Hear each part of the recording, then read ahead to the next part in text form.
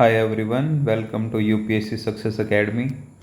So today we'll be discussing about the parliament. जो major क्या क्या इश्यूज़ हैं, क्या क्या हमारा डाटा है पार्लियामेंट से रिलेटेड हमारे पास, क्या क्या रीज़न है पुअर पार्लियामेंट्री फंक्शन, उसका इम्पैक्ट क्या है और मेजर्स क्या हैं, कंक्लूजन क्या है और implications क्या of sending less bill to parliamentary committee or way forward. So today we'll be discussing this. So जो फर्स्ट थिंग है that is basically role of parliament. What is the role of parliament, कि भाई parliament का role क्या है. जो सबसे important role है दैट इज़ मेकिंग लॉज. जो भी हमारी ये कॉन्स्टिट्यूशनल लॉ या फिर normal day to day working में जो भी लॉ काम आती हैं, these all are made by parliament. दूसरा इम्पोर्टेंट फंक्शन क्या है पार्लियामेंट का, is to ensure accountability of the executive. कि भाई जो एग्जीक्यूटिव है वो अकाउंटेबल है कि नहीं. और वो अकाउंटेबिलिटी कैसे इंश्योर करते हैं, through check and balances, through non confidence motion, through motion of thanks. ये हम आगे आगे डिस्कस करेंगे. अनदर इम्पोर्टेंट रोल क्या है पार्लियामेंट का, bringing important issues faced by the country. की भाई जो प्रेजेंटली क्या क्या इम्पोर्टेंट इश्यूज़ हैं जो कंट्री फेस, आइदर जो is India facing some threat from China, Pakistan और सम इकोनॉमिक क्राइसिस. तो थ्रू पार्लियामेंट जो कंसर्न्स हैं, जो इश्यूज़ हैं, वो एग्जीक्यूटिव यानी जो गवर्नमेंट को सुना सकते हैं. इसमें बेसिकली जो एडजमेंट मोशन है उसका भी यूज़ करते हैं. अनदर इम्पोर्टेंट रोल क्या है पार्लियामेंट का, is representing issues of different section of society through the representation. जैसे क्या होता है कि भाई डिफरेंट कॉन्स्टिट्यूएंसीज या फिर डिफरेंट रीजन्स में से डिफरेंट मेंबर इलेक्ट होके आते हैं इन पार्लियामेंट. तो डिफरेंट सेक्शंस के एज ए रिप्रेजेंटेटिव वो अपने जो रीजन्स के डिफरेंट इश्यूज़ हैं वो भी पार्लियामेंट के आगे रखते हैं. अनदर सबसे इम्पोर्टेंट चीज़ क्या है, पॉलिसी फॉर्मुलेशन. बेसिकली जो क्या पॉलिसी कंट्री को गाइड करेगी, क्या रूल्स लॉज वगैरह होंगी, that is formulated by the parliament. और अनदर रोल क्या हो सकता है, रेजिंग कंसर्न ऑफ स्टेट. अगर कि भाई किसी स्टेट के पास जो डेप्ट ज़्यादा इंक्रीज़ हो रहा है तो उसको एक्सटर्नल सपोर्ट करना या फिर कोई भी एक्सटर्नल या फिर इंटरनल कन्फ्लिक्ट से उसको मतलब बचाना. So these are some of the role of parliament. तो अब कुछ important data regarding parliament and it has been taken from PRS. ठीक है, तो क्या डाटा है हमारे पास कि जो मॉनसून सेशन था 2021 का, उसमें जो 85% टाइम वॉज वेस्टेड. ठीक है. इन 2022 बजट सेशन जो 76% प्रोविजंस थे ना, that were not discussed. In monsoon session of 2021 जो 5 बिल थे that were passed in 44 minutes. तो ये देखो मतलब कि भाई अगर 5 बिल 44 मिनट्स में पास हो रही हैं तो बेसिकली क्या ही उन बिल्स पे डिबेट डिस्कशन होती होगी.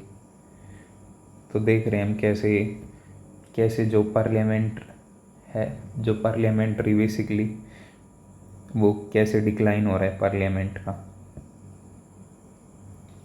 जो general insurance bill, business amendment bill था, that was passed in 8 minutes. Means जो क्या कर रहा है जो पार्लियामेंट, वो बस अपनी हेस्ट में ही जो हेस्टी लेजिस्लेशन पास कर रहा है बस, विदाउट एनी डिटेल्ड स्क्रूटनी और समथिंग. तो जनरली क्या होता है, जो रनिंग कॉस्ट है पार्लियामेंट की फॉर 1 मिनट इज़ 2.5 लाख.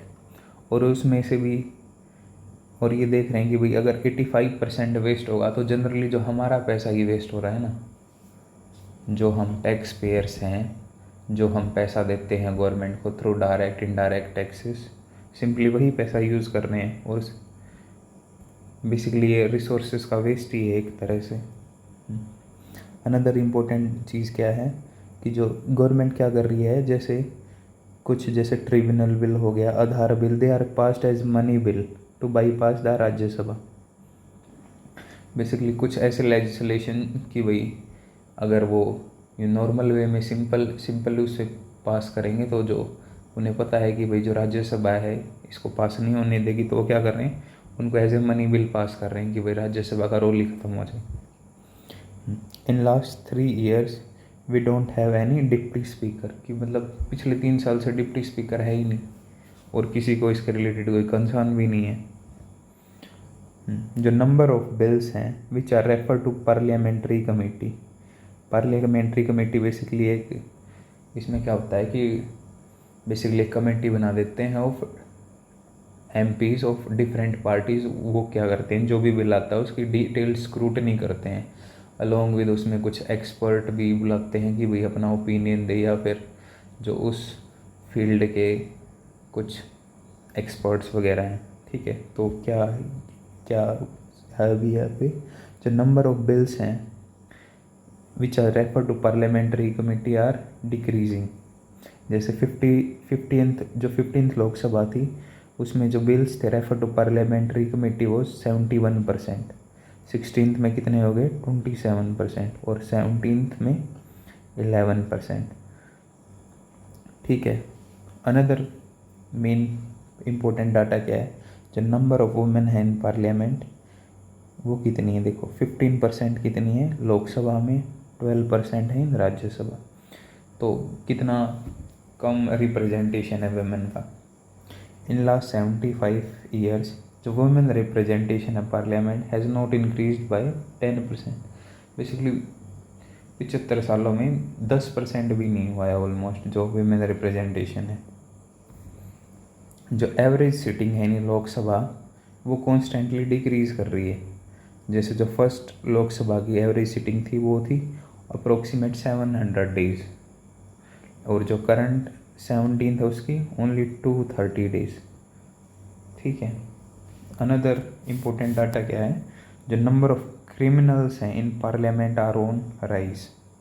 जैसे इन 2004 जो नंबर ऑफ बेसिकली जो पर्सन्स थे, जो MPs थे विद जिसके रिगार्डिंग कोई क्रिमिनल केस या फिर वो था, दे आर 24%, लेकिन 2009 में ये नंबर इंक्रीज कितना हो गया 30%, और ये कॉन्स्टेंटली राइज ही हो रहा है। 2014 में 34%, 2019 में 43% पर्सन्स हैं जिनके खिलाफ क्रिमिनल केस फाइल्ड हैं।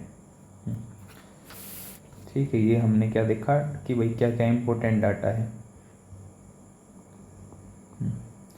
अब reason for poor parliamentary functions, कि भाई जो पार्लियामेंट है वो इतना, क्या रीज़न है कि भाई इतना पुअरली फंक्शन कर रहा है।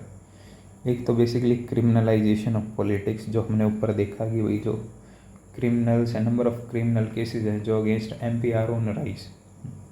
इनिशियली क्या था, जब फर्स्ट लोकसभा में क्या थे, सारे जो मोस्टली पढ़े लिखे आदमी थे, specially lawyers, doctors, means full intellectual persons थे। लेकिन करंटली में क्या है, ज़्यादातर क्रिमिनल्स या फिर जो मीन्स जिनके पास काफ़ी सारा पावर है। ठीक है, अनदर रीज़न क्या है for poor parliamentary function, degrading values. जो बेसिकली जो हमारी वैल्यूज़ हैं दे आर डिग्रेडिंग।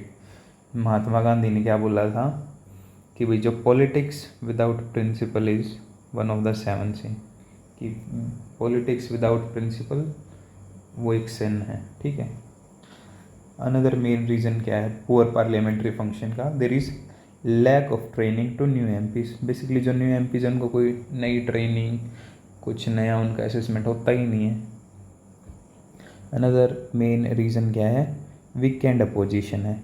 बेसिकली जो अपोजिशन पार्टी है, अगर स्ट्रॉन्ग अपोजिशन पार्टी नहीं होगी तो बेसिकली वो किसी भी जो गवर्नमेंट को अपोज कर ही नहीं पाएगी, और जो गवर्नमेंट है अपनी मनमानी कहीं भी चलाती रहेगी। There are frequent defections. Basically जो गवर्नमेंट आजकल क्या कर रही है, वो साम दाम दंड भेद हर चीज़ अपना रही है कि भाई जो अपोजिशन के मेंबर हैं वो उनकी पार्टी में शामिल हो जाए। जैसे हमने ये देखा था कि भाई महाराष्ट्र के केस में देखा था कि जो बेसिकली जो शिवसेना थी वो दो डिफरेंट ग्रुप में स्प्लिट हो गई, और उसके बाद फिर जो BJP और जो जो डिफेक्ट हुई थी उसने एक कोलिशन गवर्नमेंट बना ली। तो फ्रीक्वेंट डिफेक्शंस हैं, ये भी एक इम्पोर्टेंट रीज़न है for poor parliamentary function. Regional issues हैं, regional issues are discussed continuously. Basically हम जो रीजनल्स इशू डिस्कस कर रहे हैं, क्यों? Because of frequent election. जबकि जो पार्लियामेंट का मेजर फोकस क्या होना चाहिए, जो नेशन वाइड प्रॉब्लम्स हैं जो पूरे कंट्री को अफेक्ट करती है, जैसे पॉवर्टी, माल न्यूट्रिशन, हंगर, इनकी बात कोई कर ही नहीं रहा। अनदर इम्पोर्टेंट रीज़न क्या है for poor parliamentary function is coalition government. Coalition government में मेजर दिक्कत क्या आती है कि भाई जो कोलिशन पार्टनर हैं उनकी डिमांड्स वगैरह भी फिल करनी होती हैं। सो जितनी ज़्यादा मेजोरिटी नहीं होगी उतनी ज़्यादा मोर डिसरप्शंस। ठीक है, तो ये तो देख लिया हमने कि भाई रीज़न क्या थे पुअर पार्लियामेंट्री फंक्शन के। अगर जो पार्लियामेंट्री फंक्शन है पुअर होगा तो उसका इम्पैक्ट क्या होगा?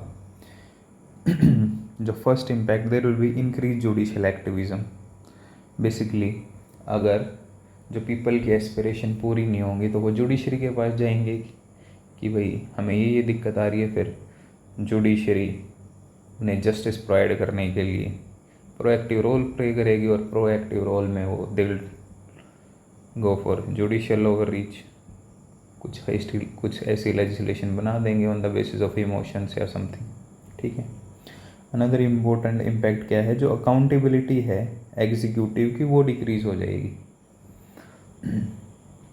ठीक है, ये भी मैं बता चुका हूँ।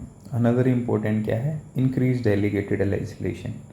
अब बेसिकली अगर जो पार्लियामेंट है वो प्रॉपरली फंक्शन ही नहीं करेगा तो लॉ किसको बनानी है? लॉ बनानी है पार्लियामेंट को। तो बेसिकली अब उनके पास इतना टाइम ही नहीं है, या फिर वो जनरली टाइम वेस्ट कर रहे हैं। तो जो लॉ मेकिंग का काम है तो वो जनरली एग्जीक्यूटिव को ही देंगे। तो there will be increase delegated legislation. ठीक है, increase in number of ordinances.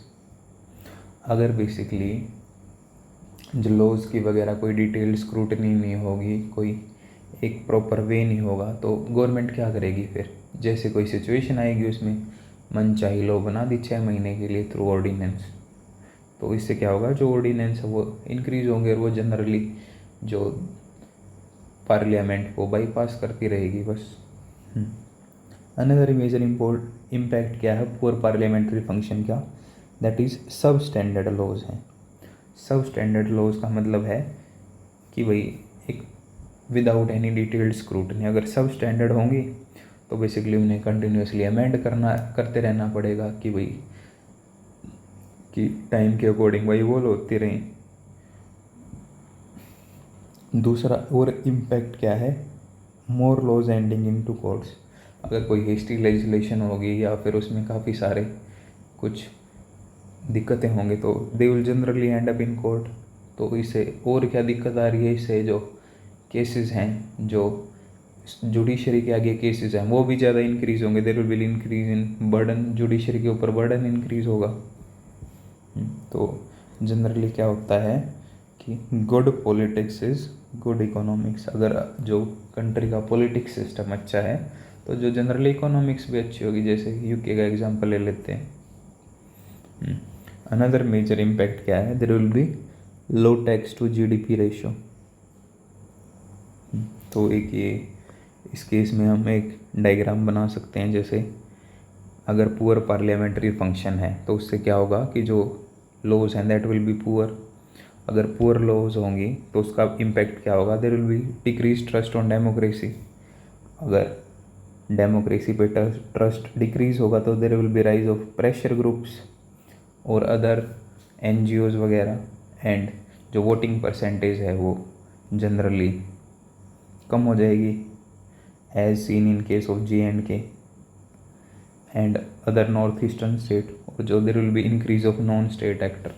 जो नॉन स्टेट एक्टर हैं वो अपनी कि भाई जो बेसिकली जो गवर्नमेंट को बहला फुसला के अपनी साइड करने की कोशिश करेंगे।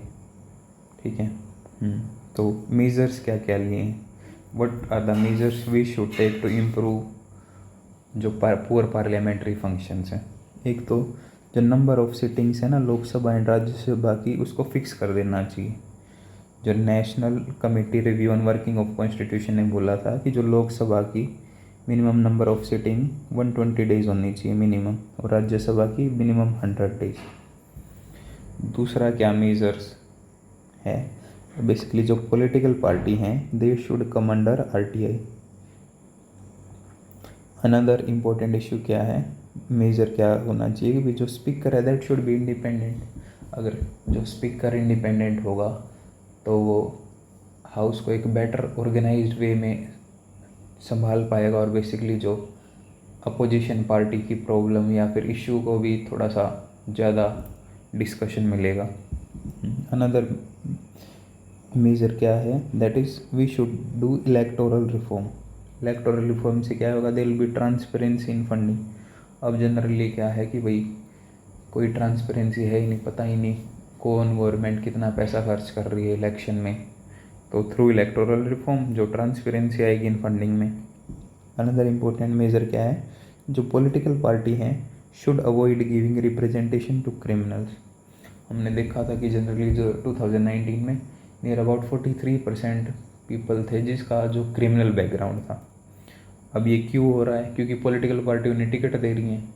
सिंपल सी बात है, अगर पॉलिटिकल पार्टी जो क्रिमिनल बैकग्राउंड के पीपल को टिकट ही नहीं देंगे तो जो ऑटोमेटिकली जो रिप्रेजेंटेशन है क्रिमिनल्स का इन पार्लियामेंट वो डिक्रीज हो जाएगा।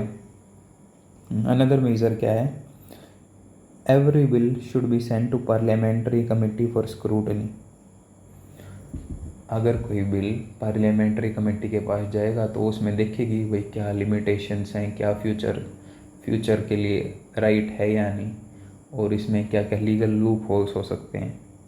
सो we should try to send every bill to parliamentary committee. Another important major क्या है, need experts to guide MPs and MLA for discussion.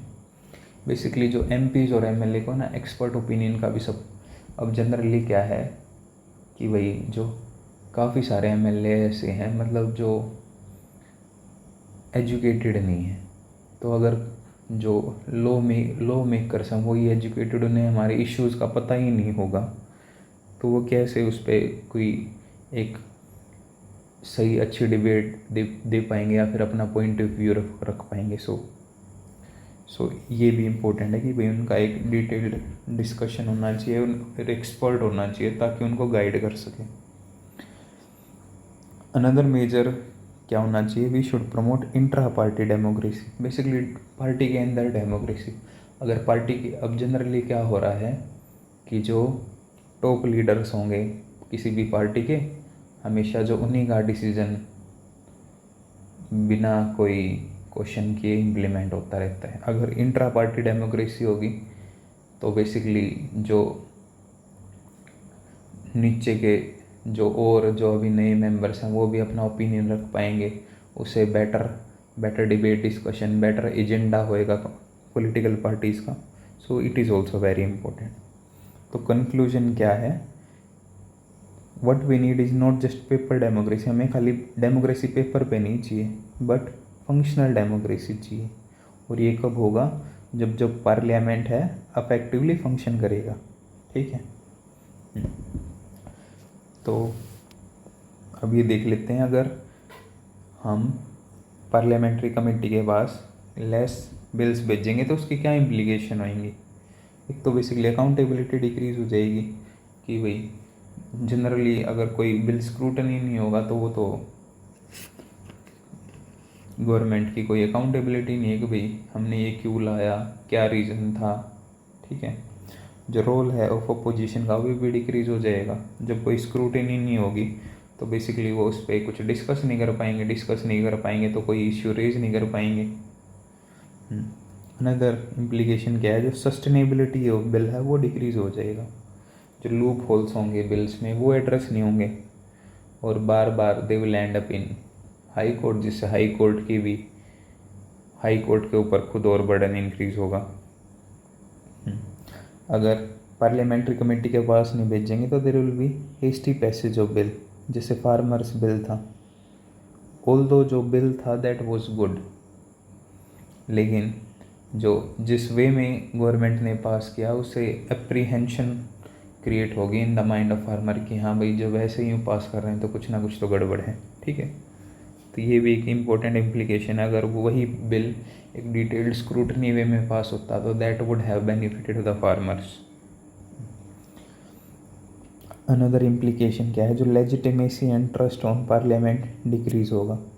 अगर ट्रस्ट ऑन पार्लियामेंट डिक्रीज होगा तो जो हमने देखा था कि भाई जो नॉन स्टेट एक्टर्स राइज होंगे, प्रेशर ग्रुप्स इंक्रीज होंगे, इकोनॉमिक पे इम्पैक्ट पड़ेगा। ठीक है, अनदर मेन चीज़ क्या है, फ्रीक्वेंट अमेंडमेंट करने पड़ेंगे बिकॉज जो बिल सस्टेनेबल ही नहीं है, उसमें कुछ फ्यूचर प्रोस्पेक्ट ही नहीं होगा, तो जनरली इसी बात है कि भाई ज़्यादा और अमेंडमेंट करने पड़ेंगे।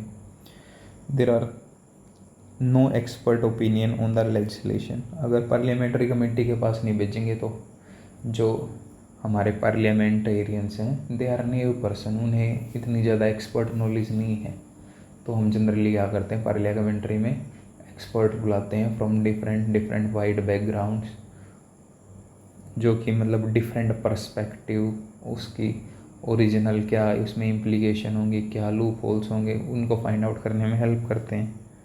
ठीक है, तो बेसिकली वे फॉरवर्ड क्या होगा हमारा इसके रिगार्डिंग पार्लियामेंट की, भाई हमें ज़्यादा बिल्स भेजने चाहिए टू पार्लियामेंट्री कमेटी।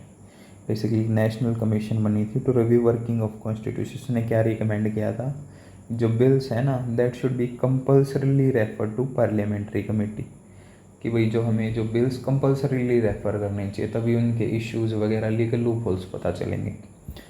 और बेसिकली जो टेन्योर है पार्लियामेंट्री स्टैंडिंग कमेटी का वो इंक्रीज़ करना चाहिए। जो करंट टेन्योर है that is 1 year,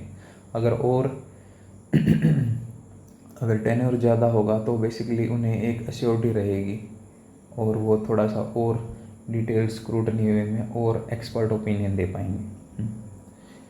another way forward क्या है, we should provide adequate research support. Basically हमें उन्हें और रिसर्च सपोर्ट देना चाहिए। We should increase their spend, funding भी इंक्रीज करनी चाहिए रिसर्च एंड सपोर्ट के लिए।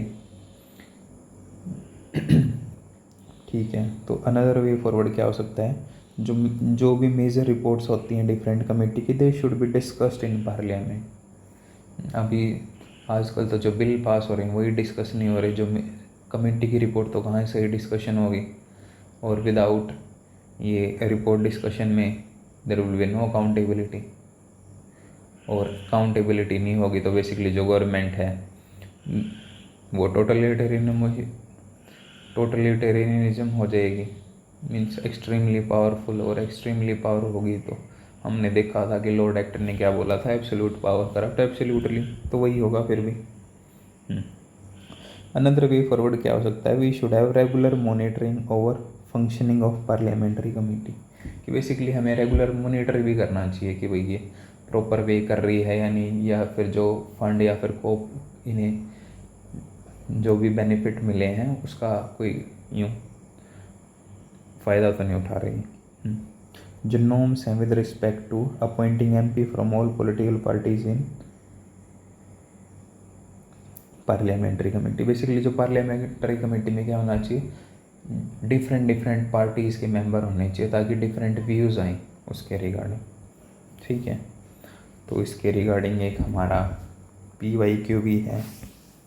PYQ क्या है कि जो इंडिविजुअल पार्लियामेंटेरियंस हैं उनका जो रोल है as the national law maker is on decline, कि बेसिकली जो इंडिविजुअल पार्लियामेंटेरियन है उनका रोल एज लॉ मेकर वो कम हो रहा है। क्यों? उसकी वजह से क्या हो रहा है, it is adversely impacting the quality of debates, उससे जो क्वालिटी ऑफ डिबेट्स हैं वो कम हो रही हैं और उनके आउटकम भी काफ़ी दिक्कत आ रही हैं। तो डिस्कस करना है हमें ये क्वेश्चन, तो इसमें मैं बता देता हूँ कि क्या लिखना है, बाकी तो आप ट्राई करना। देखो, individual parliamentarian roles as the national law maker is on decline. अब इसको कैसे सब्सटेंशिएट करेंगे आंसर को, हमने ऊपर क्या देखा था कि भाई देखो जो बेसिकली एक है पार्लियामेंट के अंदर है क्या है MP, हमने क्या देखा था, पार्लियामेंट की फंक्शनिंग नहीं हो रही। जब जनरली 21 उसमें क्या हुआ था, 21 जो लोकसभा थी, 21 नहीं, हाँ, तो उसमें हम यहाँ से स्टार्ट कर देंगे कि in monsoon session nearly 85% of time waste हो गया। और जब बजट सेशन में 76 प्रोविजन वर नेट डिस्कस्ड। तो बेसिकली इंट्रोडक्शन हो गया कि भाई कैसे जो पार्लियामेंट प्रॉपर फंक्शन नहीं कर रहा।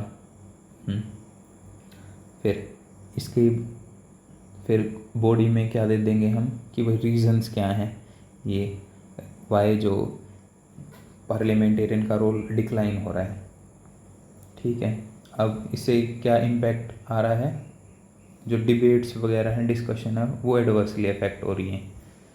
अब उसका रीज़न बता देंगे कि भाई जो पार्लियामेंट्री कमेटी के पास बिल जा ही नहीं रहे, और इसके आउटकम क्या हैं कि बेसिकली जो आउटकम में ये बता देंगे कि भाई अगर पार्लियामेंट्री कमेटी के पास जाएंगे नहीं बिल, तो बेसिकली वो that will be hasty legislation. फिर ऑर्डिनेंस पास करने पड़ेंगे ज़्यादा, जो ज़्यादातर bill will end up with judiciary. फिर जुडिशरी के ऊपर बर्डन इंक्रीज होएगा। ठीक है, तो हमें ऐसे ऐसे रिलेट करके चलना है इस क्वेश्चन को। हाँ, तो यार आज के लिए इतना ही, मिलते हैं नेक्स्ट टॉपिक के साथ। Stay connected, like, subscribe and support. देखो यार, अगर सपोर्ट करोगे तो मैं और ज़्यादा ट्राई करूँगा कि भाई आपको और ज़्यादा अच्छा कंटेंट प्रोवाइड करूँ, या फिर बेसिकली ये आपका ही बेनिफिट है इसको जितना ज़्यादा लाइक सब्सक्राइब करोगे। तो आज का ये डिस्कशन यहीं करते हैं। Thank you so much.